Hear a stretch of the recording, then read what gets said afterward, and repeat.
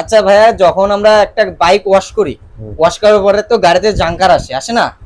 আমরা তাহলে গাড়ি ওয়াশ করার পরে কি ইউজ করলে আমাদের গাড়িতে 100 ভাগের মধ্যে 90% হইলেও জাঙ্কারটা কম আসবে? আমাদেরকে সেই টপিকে একটু আপনি বুঝাতে চাচ্ছেন যে এই গাড়ি মোটরসাইকেল এগুলো ওয়াশ করার পরে, পানি ওয়াশ করার পরে অনেক ক্ষেত্রে জাঙ্কার আসে, জাঙ্কারটা না আসার জন্য।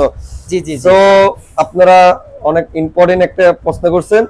এই মোটরসাইকেল, যত মোটরসাইকেল আছে এগুলো হচ্ছে লোহার তৈরি, ঠিক আছে? এগুলোতে পানি লাগলে এটা জাঙ্কার আসবেই। এটা যদি আপনারা পানি দিয়ে ওয়াশ করার পর যদি আপনারা ডিজেল দিয়ে ওয়াশ করেন, সেই ক্ষেত্রে আপনাদের জাঙ্গার ডিজেলটা যদি মারেন তাহলে সেক্ষেত্রে আপনার জাঙ্গারটা কম আসবে, জিনিসগুলো পার্টসগুলো ভালো থাকবে, পারফরম্যান্সটা ভালো থাকবে। এটা আগে রোদে ভালো করে শুকাইতে হবে, শুকানোর পরে আপনার এটা আপনার এই ডিজেল মারতে হবে, ডিজেল মারার পরে আপনার দেখা গেছে জাঙ্গারটা কম আসবে। সো আপনাদের বাইকগুলো আপনারা এরকম যত্ন করবেন, তাহলে আপনার পারফরম্যান্সটা ভালো পাবেন। ধন্যবাদ, সবাই ভালো থাকবেন, আল্লাহ হাফেজ।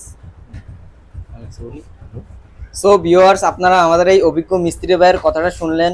সো আপনারা বাইক ওয়াশ করার পরে 5 মিনিট বাইকটাকে রোদে শুকিয়ে আপনারা চেষ্টা করবেন ডিজেল মারার।